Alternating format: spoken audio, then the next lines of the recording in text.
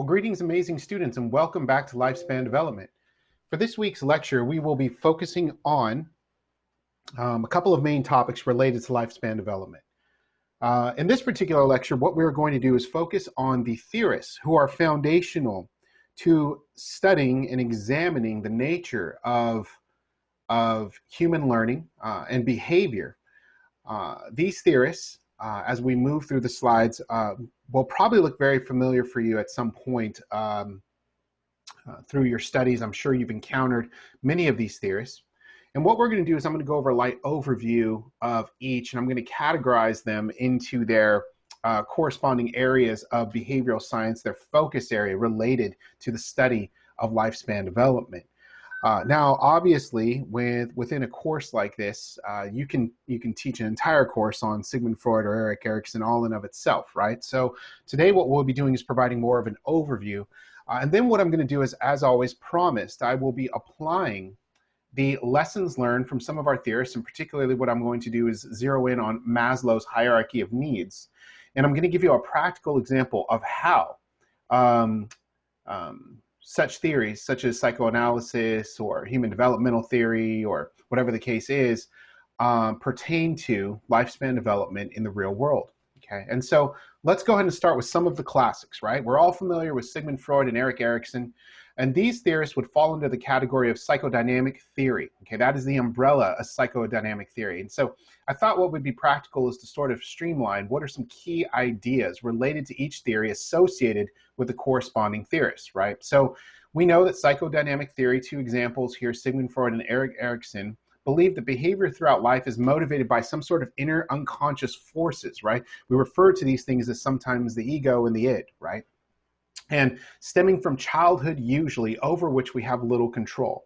And so many times when we're taking a psychoanalytic approach to understanding challenges that adults may be facing in their life, when you're applying a psychodynamic theory to that exploration of work, be it through therapy, counseling, whatever the case is, we tend to look backwards into childhood for reasons or explanations why some of those unresolved issues may be playing out later in an adult's life. Many of you see this theory applied in movies, TV shows, pop culture, simply because Sigmund Freud and Erikson carry such a foundational weight as the forefathers of studying psychoanalysis, and therefore this notion of this theoretical orientation is covered heavily throughout the media and pop culture. On the next slide, we'll dive into some additional theorists that are foundational to our understanding of lifespan development.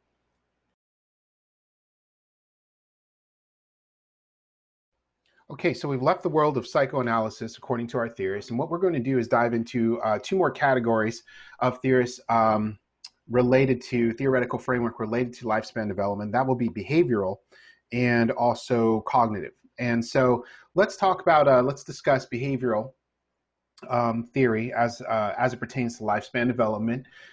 Few theorists in this particular, some of you are familiar with Watson, right, Skinner, and Bandura. So these three theorists fall into the notion of behavioral theory. Now, a little bit different from psychoanalysis in the sense that it's understood by behavioral theorists that development can be understood through studying observable behavior and environmental stimuli. And so one thing is important to understand is under behavioral theorists, is individuals thought that, remember we talked about our notion of nature versus nurture, right? Where psychoanalysis tends to discuss that there is a factor of nurture involved with childhood issues that have been unresolved or challenges that play out in adulthood. But what was also important for our behavioral theorists was to observe the individual in their natural environment in order to better understand the individual's response to their surroundings, particularly to society. So what's important to understand is in psychoanalysis, you tended to have the patient come into the clinic, right? And what they would do is sit down in what we refer to as a clinically sterile environment, absent, right, of any of the external stimuli of routine and bills and grocery shopping and all of these other life things that we do. And the patient then discusses with the clinician some of the challenges they're experiencing in their life. Well, behavioral theory, one of the things we talk about is we want to be able to see an individual function in their day-to-day life in the environment in which they're accustomed to in order to better understand the behaviors, decision making, and worldview or perspectives of that client that we're working with. Sometimes you saw those funny cartoons way back in the day with Disney, where there was a Donald Duck as a professor, and you saw that he went following individuals around. I don't know if any of you remember that comic, or I'm sorry, those cartoons. And he would follow people around and take notes. And he actually had a Freudian, a German accent.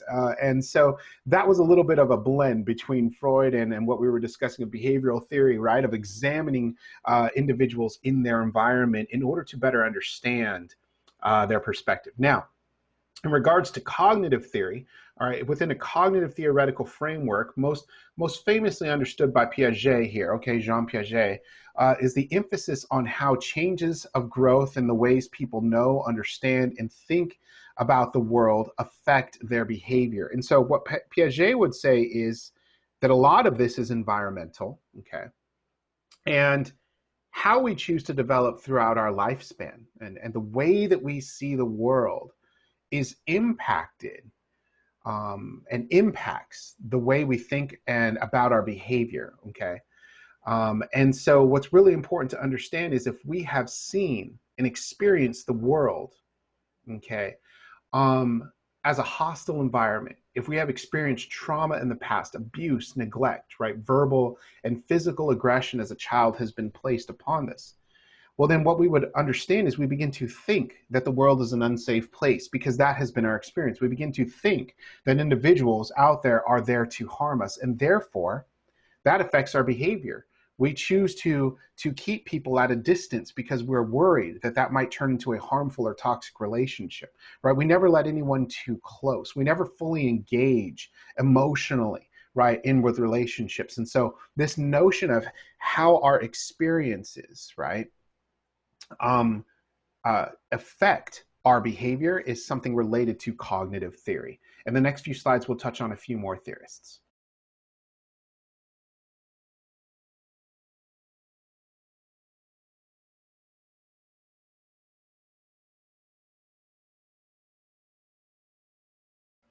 Okay, our last three slides related to theorists are some of probably my favorite in regards to their application and understanding of worldview, at least in the context of what I have seen benefiting my career as a social worker, right? And so under humanistic theory, right, there's a couple of theorists, particularly Carl Rogers, and I know you're very familiar with Abraham Maslow. And so we're going to hear from Maslow in regards to his hierarchy of needs in the next few slides, and we'll get to that. I'm going to give a practical application of how this particular notion of humanistic theory can be seen in everyday life, right? But under humanistic theory, what humanistic behaviorists believe is that behavior is chosen through free will and motivated by our natural capacity to strive to reach, reach our full potential. And so when we're discussing and examining the lens of an individual through humanistic theory, what we're saying here is that individuals have a natural, innate desire to fulfill themselves to the highest degree, that we as human beings are capable of moving through layers of development of ourselves, okay, until we reach that full potential, which is what we refer to in humanistic terms as self-actualization. When we become sort of the highest, most enriched, developed sense of ourself. And so we're going to discuss that a little later in the next few slides, as well as its practical application to everyday life.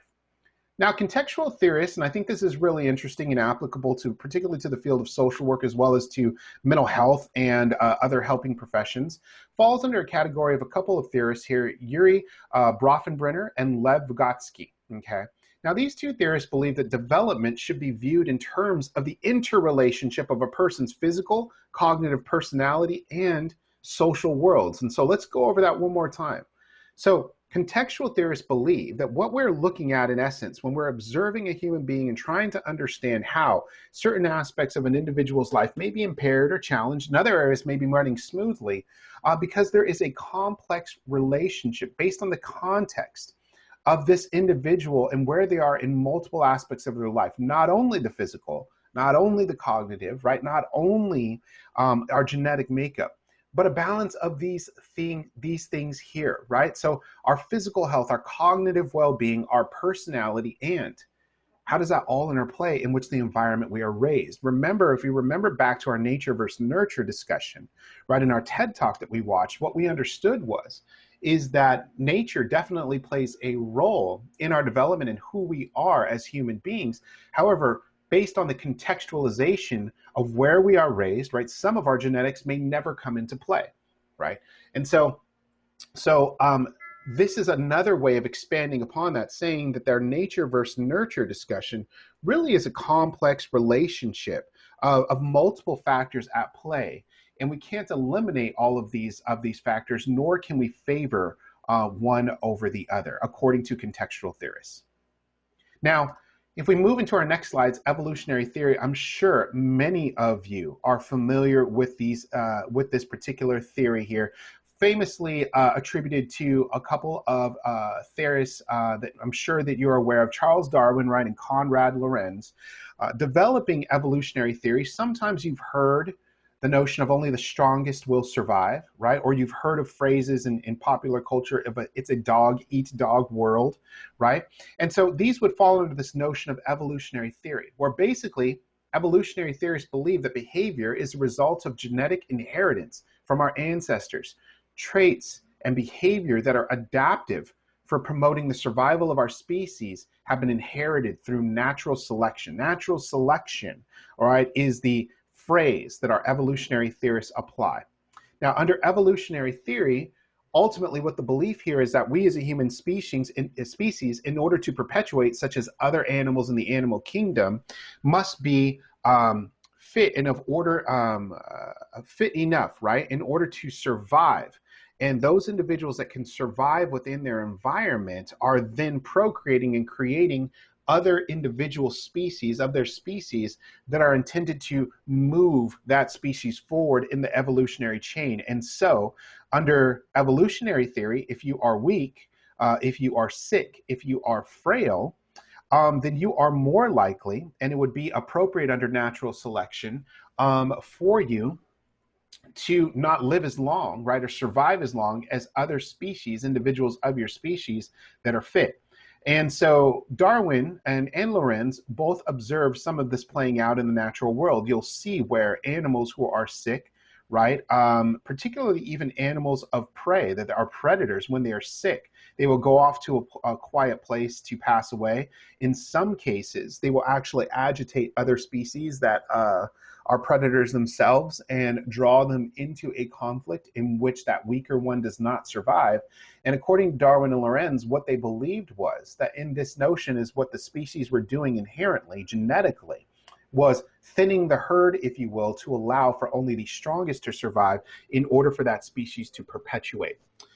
Some of the unfortunate discussions that we hear in modern times related to COVID-19 is there's a group of individuals who believe that we should allow the virus to run its course. That if we allow the virus to run its course, then what it would do is under natural selection, and they're referring to evolutionary theory here, is allow human beings, the population, to thin its course, eliminating those that are sick, eliminating those with pre-existing medical conditions, and eliminating those who are too elderly to to seek help or take care of themselves. And there's a problem with this notion of that. So under evolutionary theory, what we're saying is only those that are physically strongest should survive, and the only attributes that we're looking to pass on as a species are those that are physical. All right. Now, I would challenge us to consider this. I've already disclosed to you all that I'm a diabetic type 2, right? I've already disclosed, I don't think I've disclosed to you that I also have asthma, right? So I fall under a category of particularly the vulnerable under COVID-19. If we allow COVID-19 to run its course under evolutionary theory and allow the herd to naturally thin, well, there's a high likelihood of me not surviving a bout of COVID-19. I probably wouldn't make it based on the statistics if I were to catch this virus. And so the reality then is, under evolutionary theory, yes, due to my pre-existing health conditions, due to the fact that I'm moving out of early adulthood right into middle adulthood, one of the things to consider is, is that I would be thinned, a part of that herd that is thinned. The knowledge that I would pass down to you all, the experiences that you would have, would no longer include me under that category. It's also important to understand that there are many individuals out in life that contribute, right, to our overall well-being, not only in the physical sense, but also in the cognitive and emotional sense. Many of those individuals who would fall under the category of who some believe should be thinned from the herd simply because they have pre-existing health conditions promote society and enrich society through cognitive and emotional ways. And so that's one thing to think about, is if we allowed evolutionary theory to take its course in some settings, what would be lost as a society if we did so? And now what I'll do is close out our discussion on our theorists. And in the next slide, we're going to jump into application. What does this all mean for us?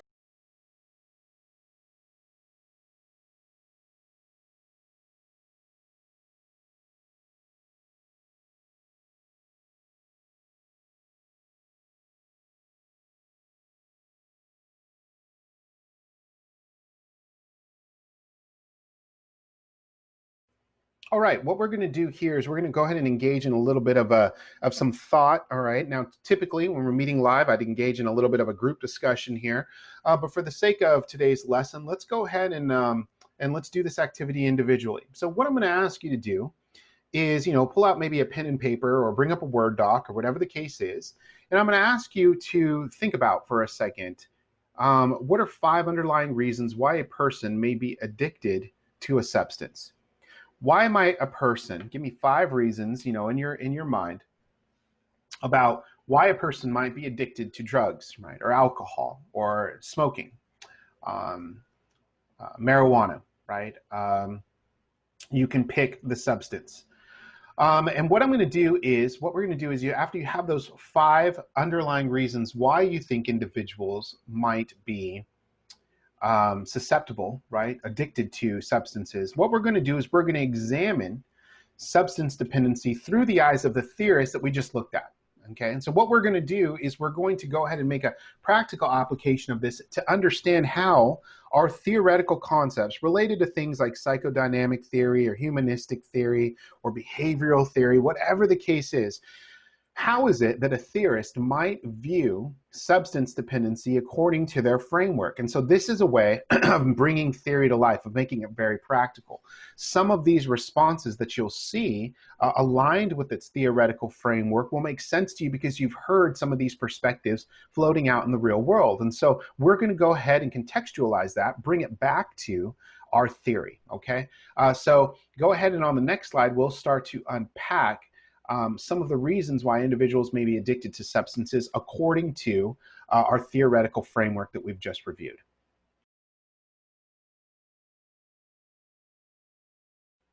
Okay, so you've got your lists, and hopefully you've got those 5 reasons in front of you. Now, there's no right or wrong answer to your reasons. What I'm looking for you to do is, as we move through the slides here, all right, what I would like you to do is consider where some of your responses may fall, under what theoretical framework, right? So some of your responses, you may say, oh my gosh, I just looked at that reason for substance dependency and really tied that into a psychodynamic response, or maybe I'm more of a behavioralist in terms of my understanding of substance dependency. Whatever the case is, it's important to understand this is how theory can relate to practice in a very practical way. Right? And so let's examine this from a psychodynamic theory. Okay, what we might say about substance abuse is that, according to psychoanalysis, it might suggest that a young adult who abuses substances might be using them to cope with deeply rooted issues of parental abuse or neglect from their childhood. Remember, we tend to look back on psychoanalysis, right, into those stages of development and how our stages of development were impacted at a young age, now playing out with some of our challenges as adults. Now, behavioral theorists might say that substance dependency may result in a young adult who abuses substances when triggered by an environmental stress, such as crowds, noises, or specific friends or family members. So let's think about this. We've seen this before.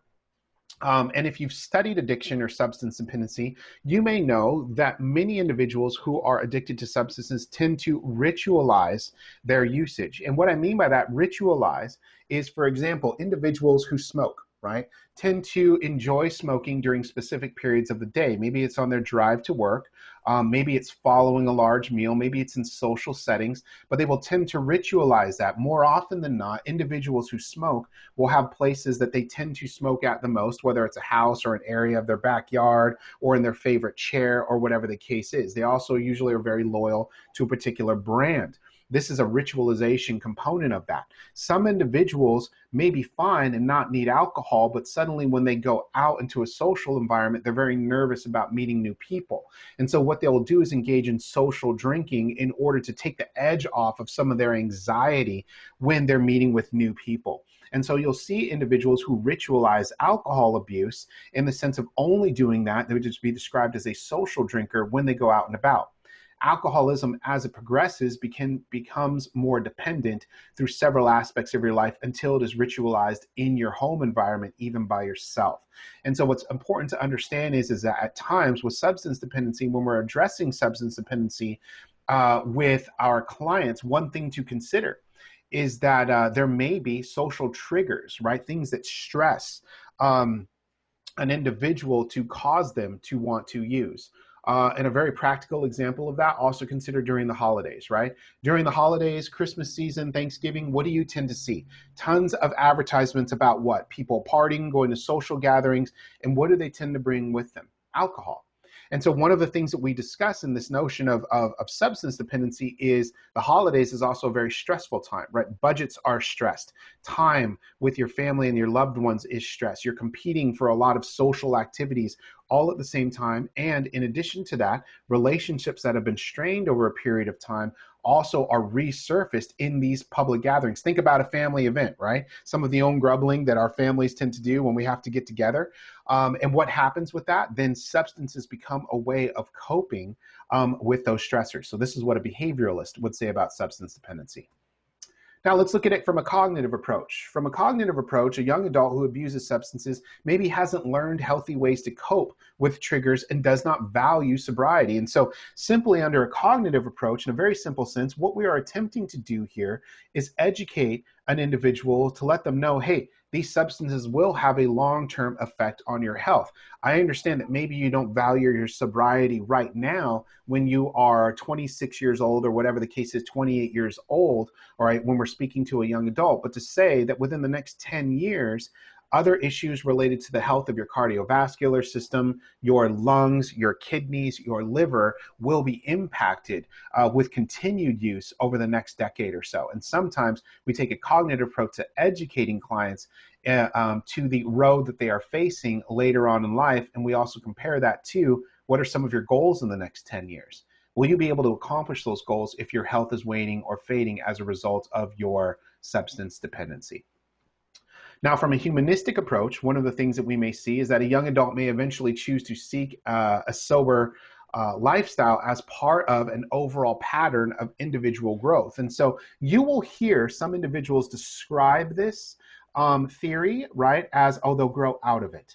I heard that a lot from parents, right? When you're, especially you may as well, when you're going through college right now, right? Your parents may say, oh, it's just a phase, you're going to grow out of it. Or they may be talking to their friends and saying, you know, so-and-so is going through a rough time, but it's a phase, they will grow out of it. This is a humanistic perspective on the fact that maybe down the road as individuals age, that their priorities become different. And so some may naturally just say, you know what, I'm not into the partying scene anymore. I don't feel a strong need to go out every weekend and drink or smoke or whatever the case is. I'm just over it. And this is where you will see some individuals who are older in age, and we've seen stories of these individuals quitting a substance cold turkey, right? They just stop. And so this is a humanistic approach. It's important to understand, though, you're starting to see maybe a pattern here, right? Where individuals, as we move through these evolutionary theories, right? These lifespan development theories, they don't fit all one person. So you've seen where some people may take a humanistic approach. They may grow out of their substance dependency, but others really need some cognitive education on how their dependency is impacting their health. Let's look at this from a contextual concept and then finally evolutionary, okay? And we'll close out this section of our lesson here. From a contextual standpoint, substance abuse may be caused by a number of interrelated factors in the person's physical, cognitive, personality, and social worlds. And so this is fitting more of that of that understanding of where we see individuals. So yes, individuals may be born with a gene, for example, of substance dependency, right? Maybe they are genetically predisposed to depending upon substances. And this is why we may see that some of the substance abuse doesn't really surface until later in life, when some of the social stressors, either associated with the holidays, or there's a breakup or a divorce, right, or the death of a child, or whatever the case is, that suddenly triggers something within their personality, right, awakening these genes within that they've been born with to suddenly trigger a dependency upon usage. And so suddenly, sometimes you'll hear this with substance dependency when you're talking to family members of an individual who is addicted to, let's say, alcohol, for example. You know, you may ask, when did the alcoholism begin? When did that individual start drinking? And they may say, well, you know what, it was really sudden. You know, when I was dating, you know, so-and-so, they never drank. They never saw a need to. And suddenly, you know, after the death of his mom, he went out one night with friends and he drank, and since then he's been drinking more. And so this could be an example of that contextualization piece. In terms of evolutionary piece, one people would consider is that a genetic flaw exists within the individual, okay, as did their ancestors, that could have contributed to a thinning of the herd dynamic. And so you'll hear some people say that alcoholism is just a flaw. You're weak as an individual. You're either weak physically or you're weak emotionally. And that's a really sort of harsh, judgmental notion to consider with that. So what other people will say is, well, if an individual with alcoholism drinks themselves to death, then that's a natural thinning of the herd dynamic, according to evolutionary theory. So as you can see, there are multiple lenses that we can apply to some issues like this related to substance dependency that can have a drastic impact, right, on how we go about not only understanding an individual's substance dependency, but also how we would go about helping that individual through a treatment plan that's designed for them, okay?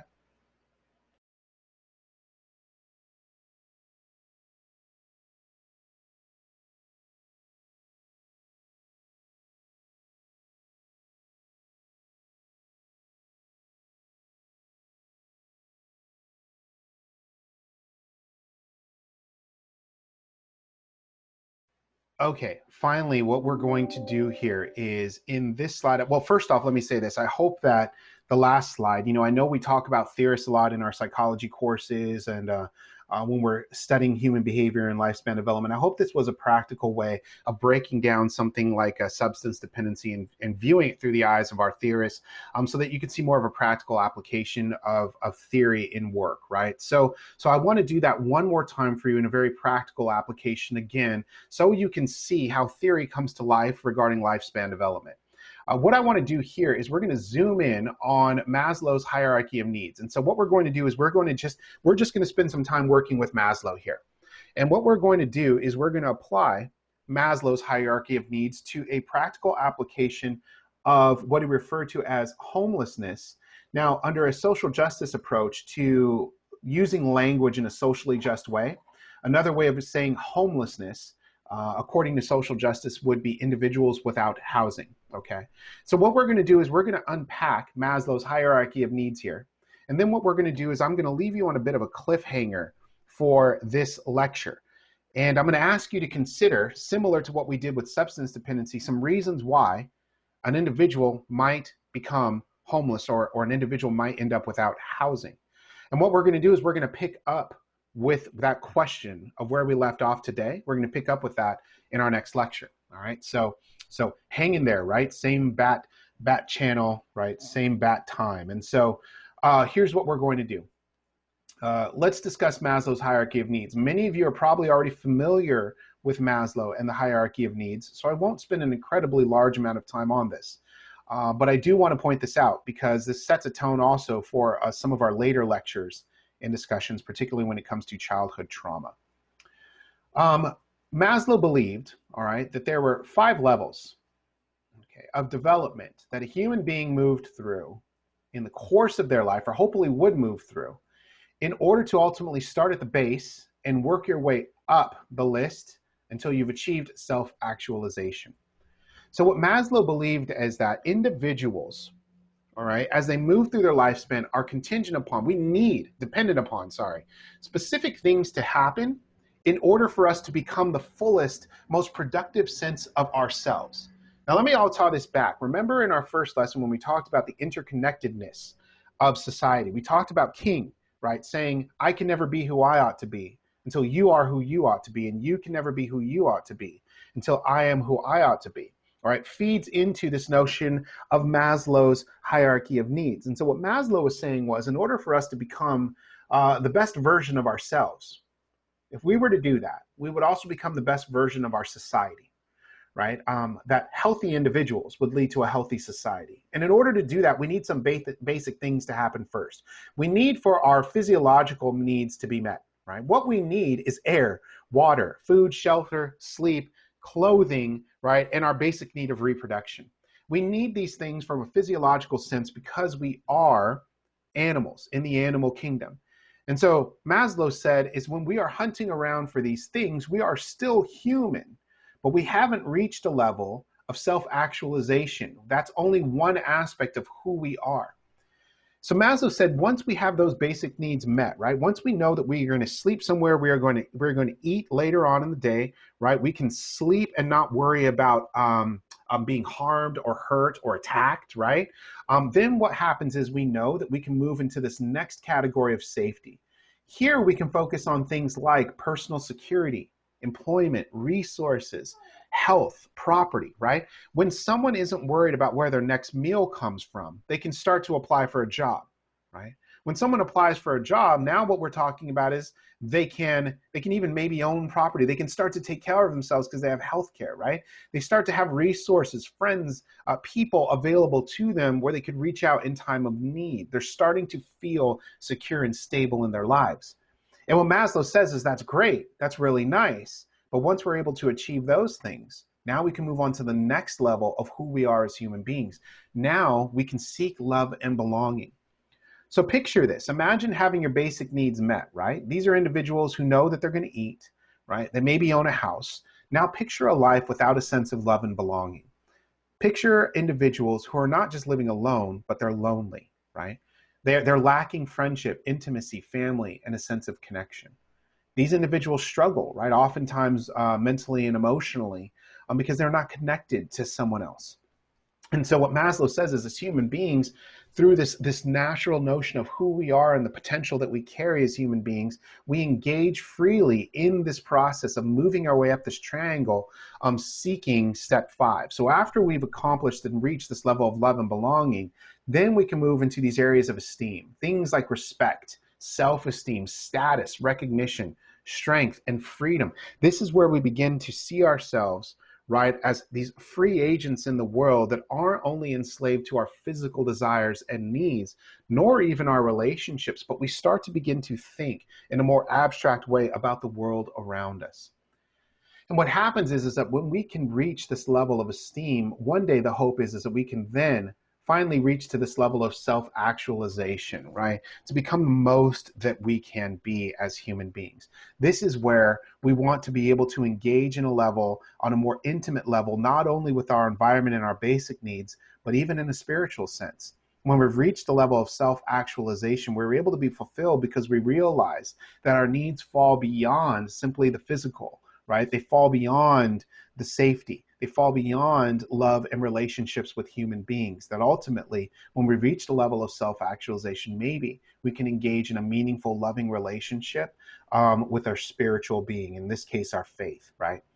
And so what Maslow believed is that individuals could even move through these levels, obviously, of development, right? Individuals could be moving along and they're great. They're in their self-actualization stage. And what happens? Suddenly, something happens to their health, right? Let's call it mental health for a second. A friend, right? Someone close to them, a parent dies suddenly. Even in severe circumstances of death, let's talk about sudden and something that really catches people off guard is suicide, right? Even myself, I personally lost 7 individuals that I have known and loved to suicide. None of that gets easier anytime. It's always very difficult. And so what you can have is an individual who's doing really well, right? Whose faith is strong, who seems to be moving along and everything's fine, and suddenly there's a loss and a deep and sudden sense of someone that they love. And you can see an individual start to move down this ladder and struggle, right? And maybe they find themselves back in this love and belonging where suddenly they're questioning the relationships around them. They're anxious about the loss of another human being that's close to them. If that perpetuates, if you hover in that spot too long, and let's say now substance dependency sets in, or whatever the case is, then an individual may experience job loss. And now suddenly they're back in this area, right, of their physical needs attempting to be met. This is why we see Maslow's hierarchy of needs so important to our understanding of where we are in our, if the film doesn't load, I've got it on Blackboard for you, the link to it. You can watch it, and then you can come back to the slide after that.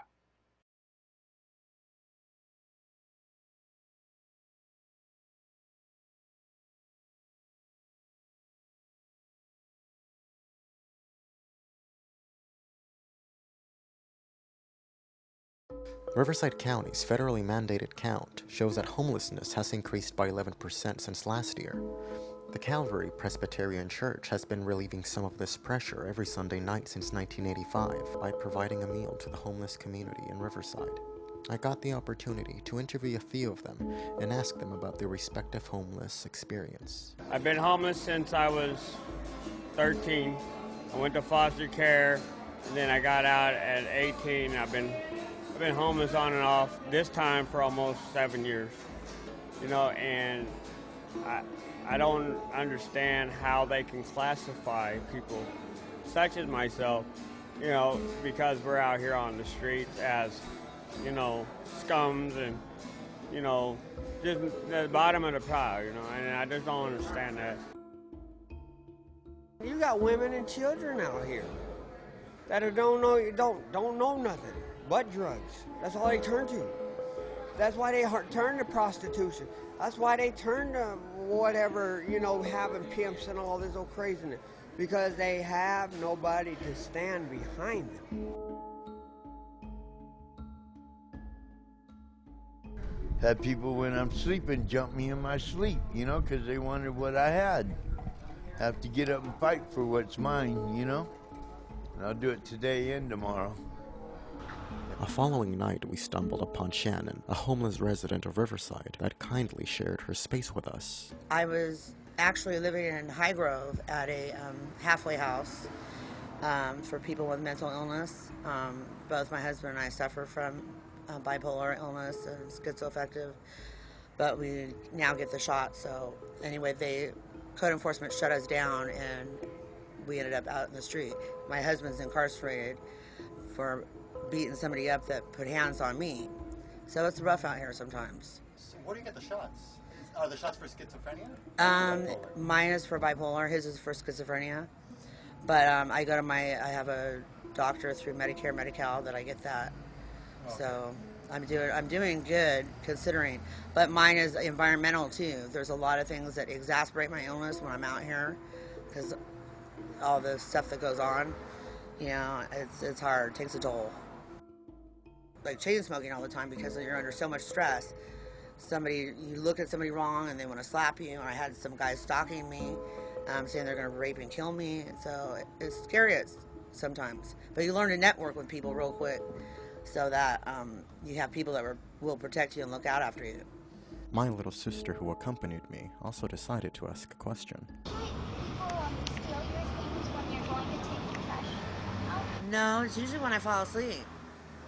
Yeah, so you learn how to put all your valuables in one spot, usually under the pillow, you know, or like my purse. And a lot of times I have to disguise my stuff to look like trash, so they think that I don't have valuables in there. The valuables are where the trash is, and you see what I'm saying? And I even had gopher traps in my shopping cart at one point. Yeah.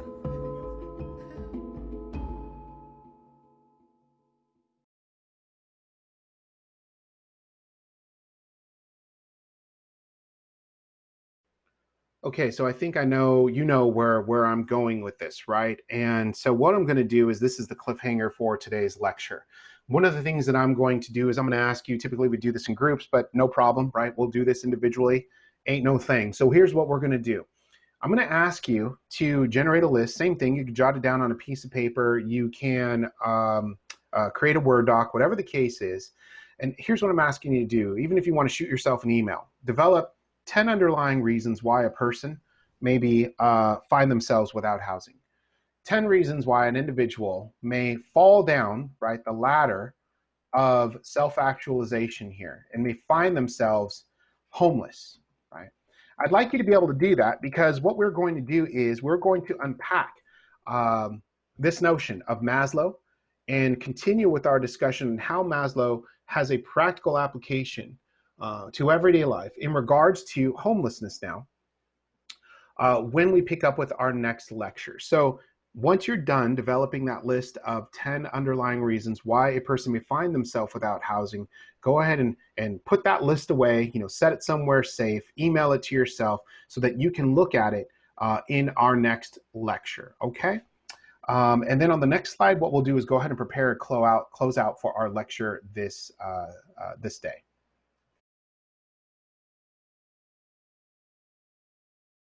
Okay, so I want to say thank you so much for engaging in the lesson today. I hope this was a slightly different spin for you in a more engaging way, discussing things like theorists and their practical application for our everyday life. At least that was the goal, and so I hope that you found the lesson interesting. As always, what I'd like to be able to do is go ahead and close this out with our centering activity, just to keep us focused and grounded on the fact that God's present with us, right, in all of these conversations. We're never alone. Even if we continue to struggle with some of the concepts here or ask more questions or explore all of this, right, the good news is we don't have to do it alone, right? There's always God present with us through all of this. So what I'd like to be able to do is go ahead and close us out with our centering. Our scripture verse comes from Luke today, Luke chapter 9, right? As they were going along the road, someone said to him, "I will follow you wherever you go." And Jesus said to him, "Foxes have holes and birds of the air have nests, but the Son of Man has nowhere to lay his head." And what I'd like us to do is focus on our centering word for today, which is responsibility. Right? So we're going to go ahead and close out our lesson today, pick up where we left off in the next lesson. And what I'd like for you to consider, in these next 2 minutes is where is God speaking into your heart right now, right? Where do Jesus' words touch in your soul, in your mind, right? When Jesus said that even foxes had holes and birds have the air, and birds of the air have nests, but the Son of Man, I have nowhere to lay my head. And where is God speaking responsibility into your heart, into your spirit, right? So let's go ahead and make sure that our hands and feet are in a nice, comfortable position. Let's go ahead and begin to clear our mind, right? Cast all those worries onto him. Forget about that list of to-dos. Let's just sit and for 2 minutes, right? Take solace in the fact that we don't have to worry for these 2 minutes, that everything is going to be okay. We're going to sit 2 minutes in the presence of God, right? He's going to hear us and he's going to take care of our needs. So go ahead and take that nice deep breath, close your eyes, and I will keep track of the time.